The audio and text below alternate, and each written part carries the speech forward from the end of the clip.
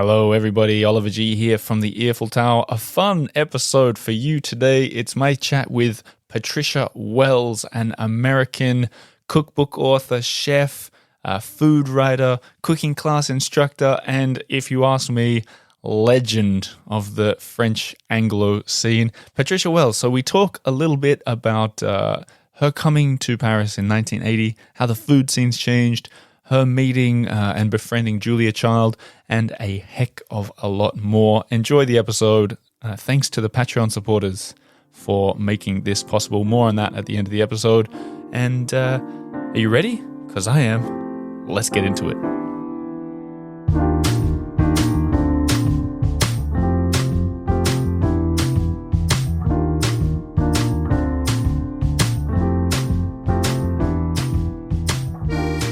Patricia Wells, how are you doing today? Great. Oh, that is an energetic response. I love it. It's so nice to sit down and meet you. I feel I've got that celeb warning going off in my head. Oh, stop. When you came in, I've been reading about you. I know everything that you've done. I'm kind of nervous to be sitting here. Stop, you're not. Tell me. You don't look nervous at all. Do I not? No. I'm faking it well. Tell me, I think it could be fun to go back to the start of your life in Paris. Yes. 1980. That's correct. January 1980. Okay, so I'm definitely going to talk about food and cooking and all that other stuff. Sure. But I'm super curious. 1980 in Paris. You come here to work as a food writer? Well, actually, my husband and I were at the New York Times, and I was a food writer. He was a national editor. And he was offered a job in Paris at the Herald Tribune, which was at that time was 1/3 owned by the New York Times. Right. So we had to leave the New York Times to go to the Herald Tribune. Right. And so for me, it was a very difficult decision because from the time I was in third grade, I knew I wanted to be a journalist. And here I was at the top of the world at the New York Times. And I had to give that up really for nothing because I was just going as a trailing spouse. I see, right. I mean, I knew I wasn't worried. I mean, I was young enough and had enough freelance opportunities and so on. But it was still, there was a question. Right. And, but as my husband likes to say now, he says, we came to Paris for his job and stayed for mine. I love it. But let's talk like 1980, January 1980. Can you paint a picture? I mean, absolutely. It must have been different. It was very different. It was very, very different. I mean, if you can imagine, I think technically, we just had a phone. That was it. That was your communication. Right. What you mean, like in a telephone, like in a restaurant or something, or at home? Yeah, I mean, the telephone was your only communication. There were no computers. There were no home computers. There was no cell phones, nothing. And when I think back on how that's the way it was, the television, the French television went off, I think at 9:00 on Friday night. I mean, there was no 24-hour TV. But when I remember just. Going to my first market, we actually rented an apartment in the 8th arrondissement on Rue d'Arrou, and the Rue Pont-Soleil market. And I couldn't believe it. I couldn't believe my eyes. I couldn't believe the prices. I mean, we moved the dollar was very, very weak at that time. Uh-huh. And so it was hard. It was hard. But I'm a runner. Well, sort of have stopped a little bit now, but I was a runner. We lived near Parc Monceau. Dream. What a dream. And I would go running every morning, and my rule was that if I ran 5 miles before 9:00 in the morning, nothing bad could happen to me the rest of the day. Yeah, good for you. Wow, look at that. And that's true. It was true. I mean, it really kept me going because it was hard. And my husband worked long hours. I mean, again, newspaper, he'd go in. They suck it out of you. Or late morning and come home at 2 a.m, Wow, goodness. So I was alone. Yeah. But that's a lot of laps of Parc Monceau. It was a lot of laps. Very small park. Right, but so I'm getting this picture, like, So we're talking 1980. You were born in Milwaukee, if I'm right, which is Right. very different to New York City. Yes. So you've gone Milwaukee, maybe steps in between, but even New York to Paris. Well, I lived in D.C. Okay. before I worked at the Washington Post. Okay. And so, Milwaukee's a long, long way far away. Yeah. But I think what was wonderful growing up there is it was boring, but innocent. Yeah. But then what about this, like Paris? Did it feel like a world city when you came here, or did it feel provincial, or? Oh, no. I mean, I had been several times as a tourist. Okay, yeah. Incredible. I still, to this day, in fact, even today, coming over here on the bus, I look up at the buildings and I'm just, the architecture just blows my mind of the old. The new, I'm not so fond of. All right. But you must have so you had a trip coming, you crossed the Seine to get here. You came from your place in... Right, on Rue de Bac. So you came from Rue de Bac over to the studio on the 11th. That's a nice, no matter which way you go, you're going... Yeah. Did you cut across the islands or... No, that's probably not. No, well, the bus was detoured, yeah. so it didn't take its normal route. Still a nice route though, I guess. Yeah, it's always... Yeah. I mean, it's funny. I'm always shocked at people like in restaurants or traveling. They just sit there on their phones all the time, and I think, wait, look out the window. Yeah. That's what I do. I don't turn my phone on. I just, I look out the window, look at the buildings, look at the people around me, wonder who they are. You don't need a phone in Paris. Leave the phone at home. Imagine it's 1980. So somewhere along the line, you got interested in food. You wanted to be a journalist as a youngster. Well, actually, I studied to be an art critic. And I have a master's degree in art criticism from the University of Wisconsin-Madison. And one of my first jobs out of school was at the Washington Post. I was a copy editor. Moved there the week of the Watergate break-in. Can you imagine? Yeah, wow. And I did have a column, a weekly column. And I also covered museums and so on. And I found it the most boring job in the world. I said, why did I do this? You go to the museum and there's a show of 14th century African art, and the only person you can talk to is the archivist, Right. And I realized that I went into journalism to talk to people, to get inside their heads, man in the street, so on and so forth.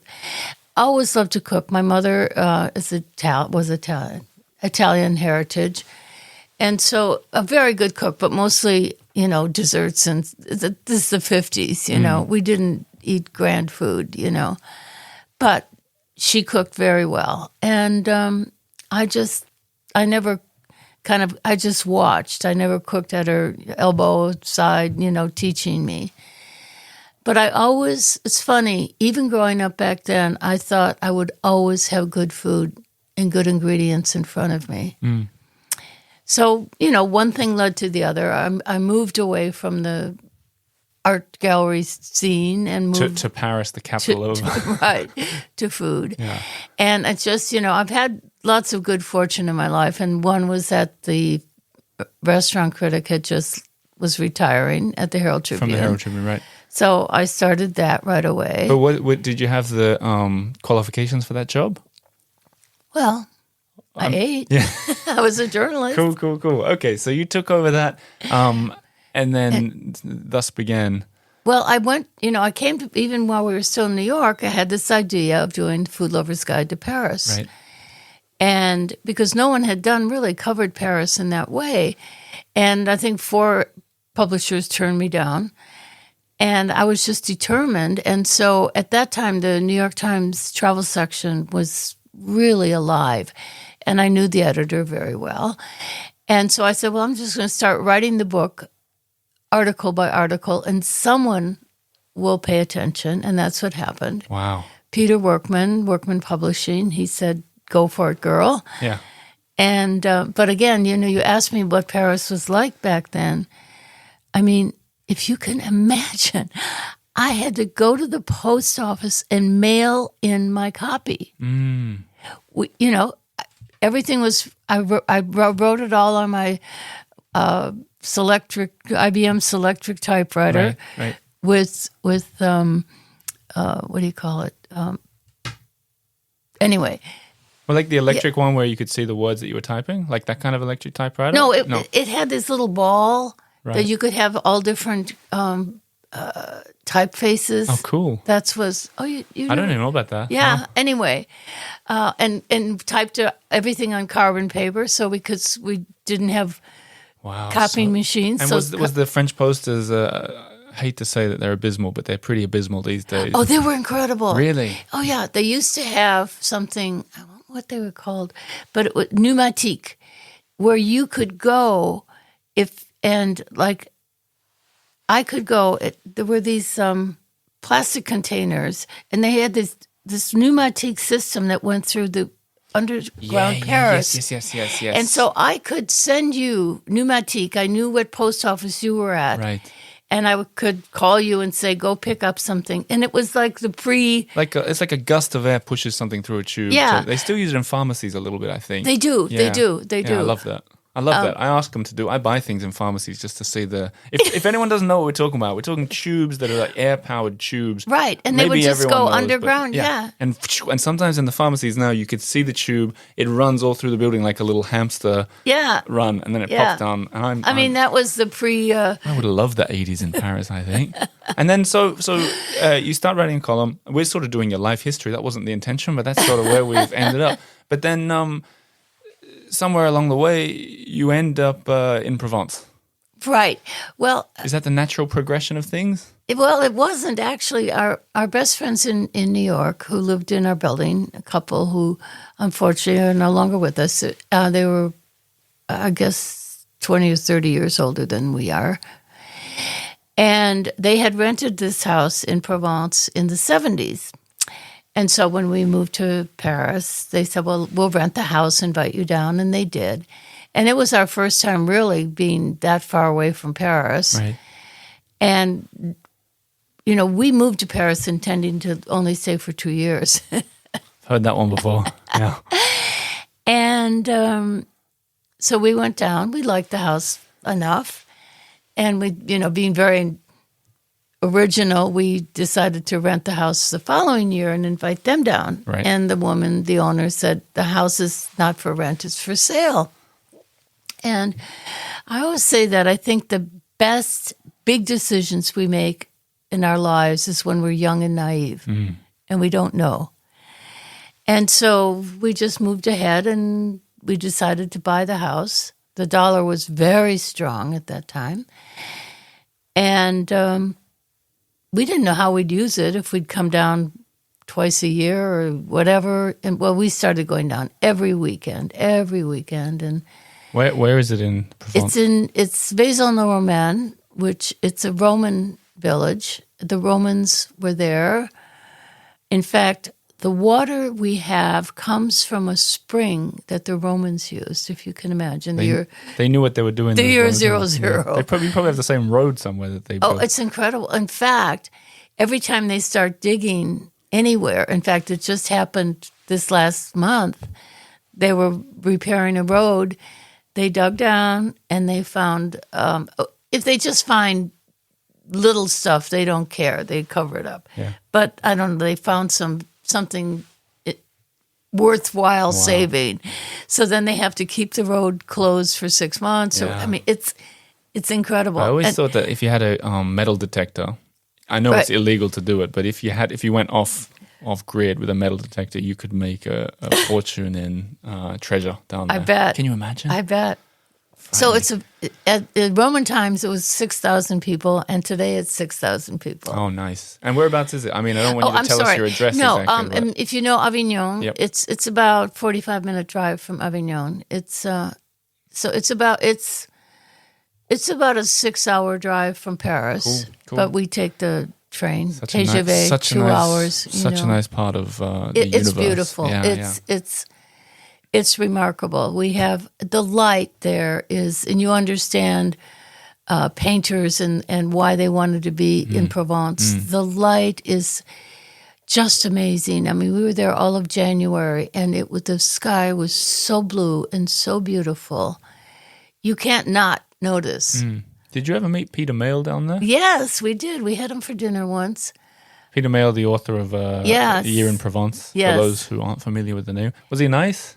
Yes, very sweet. Yeah. Very sweet guy.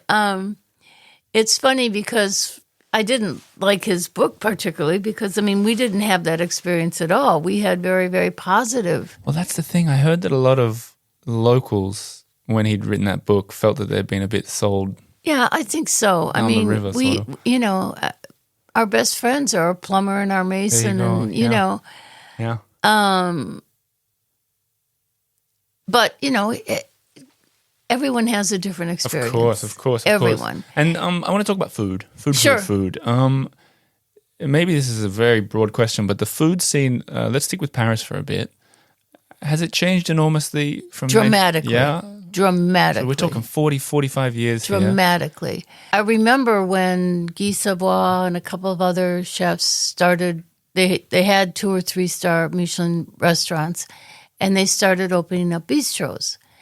And that was, in a way, revolutionary. I mean, that the chef would have 2 restaurants. I mean, now look at them. They have 45. Sure. I mean, look at Ducasse. Look at,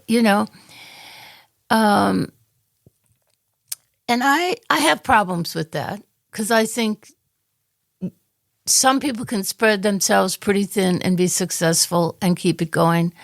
Most people cannot. Do you feel it's sort of like business taking over? Yes, Food, yes. pleasure And of food. I would say today I have more disappointing meals than I have Oh, that's not good. happy meals. I think, and I don't really know. Well, there are a couple things. I mean, obviously, I'm no spring chicken anymore. And what I like to do, the idea, and this is something I know Americans don't understand, I think most other people don't, is the French idea of being a client fidèle, Yep. being a faithful person. Like, we have a cafe that's 10 seconds from our apartment. We're there at least 2 or 3 times a week, either just for coffee or for lunch or for dinner, or sometimes we just go in there for a drink. And you walk in, everybody hugs you, kisses you. You could be blind, deaf. You sit down and they give you what you want. They know what you want. And it's like family. And that is what I look for more than anything today in restaurants, because walking in, just being, Also, I've been going. I've sort of like have a list of places where I want to become a client fidèle, and where I know exactly what I want. Yeah. I like the 3 things that I love the most, and that's sort of. But that's very personal. I mean, I don't. The thing is, I'm not. If I do like a place, I'll Instagram, a photo and something like that.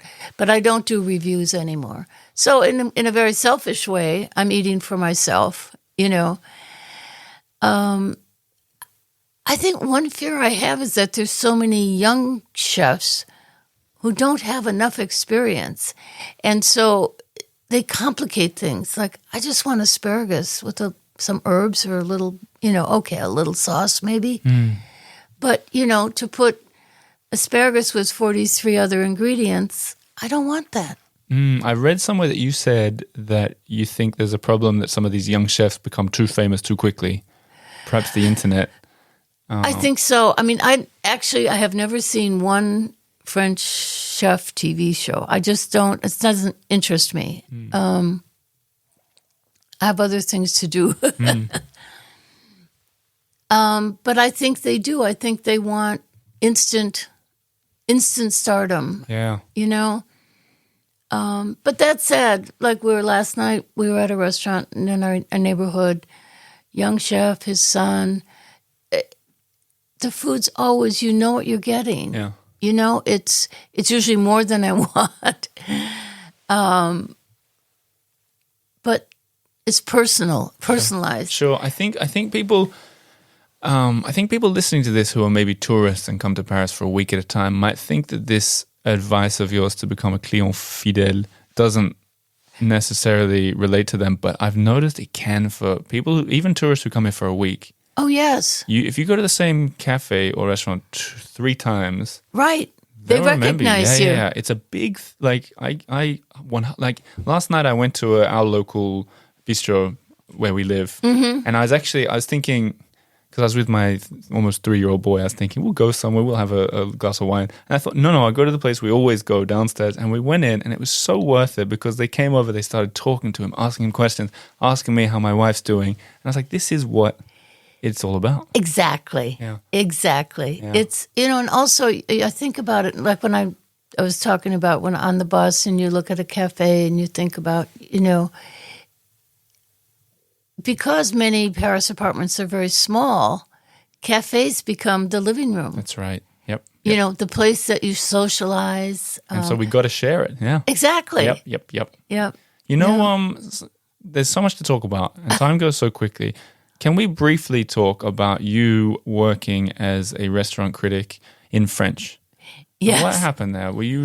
Why do you laugh? Were you right? So it was for 3 years around the early 90s? For L'Express, yes. That was hysterical.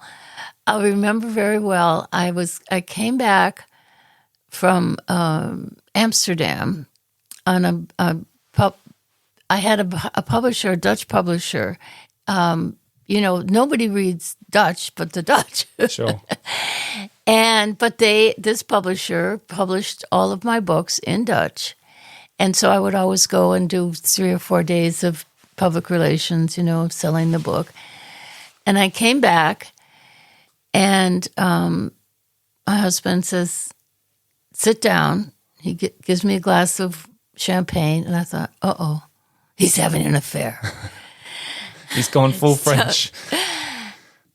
He said, sit down. He said, L'Express called, and they want you to be their restaurant critic. Wow. Because I had done this big show, Apostrophe, I guess the week before, a few weeks before. And they were just looking for, So I remember when I called the guy, I said, look, because my written French is impossible. I mean, at that level, too, it has to be impeccable. No. I said, I'd love to do it, but I can't write in French. He says, I know we're a very liberal publication, but we has to be written in French. I said, okay. So this is actually one of the cutest stories ever because they assigned me a translator, a woman, who ended up translating several of my books. Wow.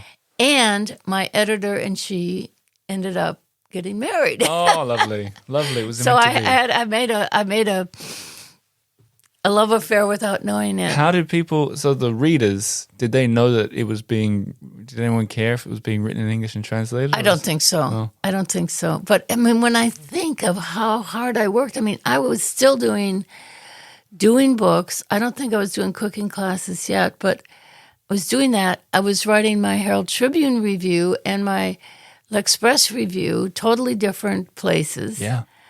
Did they pin you as like the American lady is writing for us, or were you just a name on the page? No, okay. It's funny because when I did Apostrophe, which was the most famous, incredible show ever here, it was a Friday night live interviews with about 5 or 6 people. And no, I never got any criticism for being, except from French restaurant critics. Right. They hated me. They hated me. Why did they hate you? Oh, well, because you slammed them. Yeah, I was a woman. I was the only female. Right. And I was a foreigner. Right. There'll be people listening to this. Firstly, before I forget, you mentioned your Instagram account. Can you tell us exactly what your name on Instagram is? People will be looking you up as we just speak. Patricia Wells. If you just do Patricia Wells, you'll find it easily. Instagram. I'll be tagging you online as well. But people might be wanting to check out your stuff as we talk.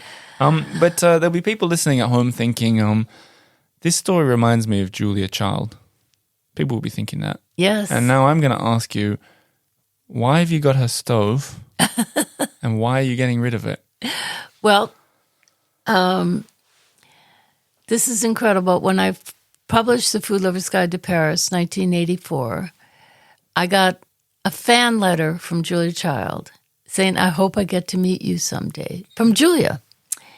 So I met her in October of 84. And in Paris? in Paris. Where did you meet? I remember we did a boat. It was some kind of Anglophone boat trip or something. Right. And, she and Paul had the house in Provence further south from us. And so for years, when she would go to her home, she would stop off at our place, stay overnight or even a couple nights, and then head on to her place. And I can't remember what year it was, but I knew that she was closing up the house and she was finished with France. She felt she was too old to do all this traveling. And so, one of my jokes is I thought, having Julia Child's stove would be like having Freud's couch. Yeah, right. Oh, very good. So I said, Julia, can I buy your stove? She said, nope. And she was like that. She didn't think about, she didn't. So I thought, in a way, I went, whew, good. Now I don't have to think about where I'm going to put it. So she went to bed. She got up the next morning. She says, I changed my mind. You can have my stove if you replace it with a new one. So we went to Darty, got a new stove, and brought it to Provence. Now, this is actually an interesting story because I have a friend. He's a jazz singer. He lives in L.A., and he just bought a house it's called, anyways, it's in Maine. I can't remember the island. Anyway, he said, can I buy Julia's stove? I said, no, are you kidding? It belongs here. Well, it turns out where he's building his house, Julia and Paul built a log cabin in the 1930s. And when Julia died, they dropped her ashes over the island. So I'm giving him the stove to put, what is it called? Anyway, it's an island in Maine. So he's going to put it in his new house, and it will go back to Julia land. That's lovely. Was Julia, what was she like as a person? She was just wonderful. So direct. She did not, I have so many great lines from her that she didn't, like we'd go to restaurants and the chefs would, kind of like shakingly come, how did you like it? And she would never say anything about food. She'd say, we had a lovely evening. Yeah. Gosh, wow. But she was always direct, always one of my favorites, and I don't use this actually very much, but she and Paul were at my 40th birthday party in Provence, which was yesterday. Yeah, sure, yeah. And she wanted to take a picture of Walter and I overlooking the vineyards. And, Paul was a photographer. And so she's taking the picture, and Paul is going, Julia, do it this way. She says, Paul, first we'll do it my way, and then we'll do it your way. She knows what she wants. She knew what she wanted, yeah. She never, there was never a question in her mind about... Amazing. And then I want to cut to Chez Pluie. Friends of the Earful Tower, the Australian antique sellers down in your neck of the woods in Provence. Right. And as I understand, as people hear this sale will already be on, but they're helping you to sell an awful lot of the stuff from your... Yes, they have an incredible website, chezpluie.fr. Linked in the show below. Yes, and I met them through other Anglophones, and we just hit it off really well. And so what they are doing is selling off bit by bit, item by item, our collection of antiques and furniture that we've collected over 40 years. As you downsize a little bit in life. Yes. And it's funny because I've had great fun collecting it, great fun using it, and a little emotion with parting with it. What's funny is the thing I'm most emotional about is the art collection, which is not Nothing grand. I mean, a few of them are well-known artists, but most of them are things we bought at the flea market, a gardener, a lot of architectural, old homes and so on. So I don't know. We'll see. We'll see how it goes. Yeah, I can imagine it's a bit of a bittersweet thing to see. It is, but it's, it beats just walking away and leaving the house empty and... Sure. Yeah. And so I'll link to that in the show notes, but let's finish on Paris again. Are you still doing classes in your Paris? Not really. I do a few private, I did one for usually people who've come to classes before. It's their special anniversary, and it's a special group. Right. And then we'll just do like 2 days or 3 days. Sure. I'm still doing my truffle class in Provence because I can't give that up. Right. It's too wonderful. Okay, and all this stuff. January. January. Okay, and we can put a link to so people can find all that stuff. But in your apartment in Paris in the lovely Left Bank, do you have like wild dinner parties where you... Wild dinner parties? I don't know. I can imagine there's stories going around talking about the lates and the greats of French dining world. We have, we entertain small, I think COVID, I have a friend during COVID and after COVID, she says, I'm never going to entertain for more than 8 people. Yeah. I think that we often just have one couple, 2 people or 3 people or 2 couples. Christmas, of course, holidays we'll do a larger group or birthdays. But I find I love cooking just for 2 other people. You can pay more attention and also be a guest at your own party. I love it. There are words to live by, Patricia Wells. Thank you so much for coming to the studio and sharing your story. Wonderful. And, great chat. I look forward to... Well, thank you. Great chat. I agree. Hopefully we bump into each other again, either in Paris or Provence. Absolutely. And good luck with everything. Merci Thank beaucoup. you.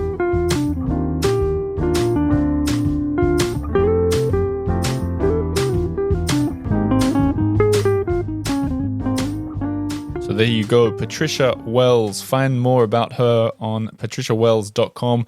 In fact, all the info is in the show notes below, including her Instagram account, the sale from Chez Pluy, and more and more and more. If you're interested in getting more out of this Earful Tower podcast, I've been doing it for years now, Patreon.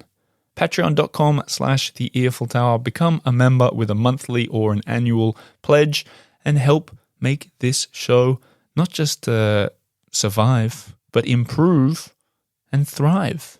So check that out. I'll put a link to that below. That's all I'm going to say about it. I hope to welcome you as the newest member. As for me, I'll be back again next week with another episode. As always, merci beaucoup and au revoir.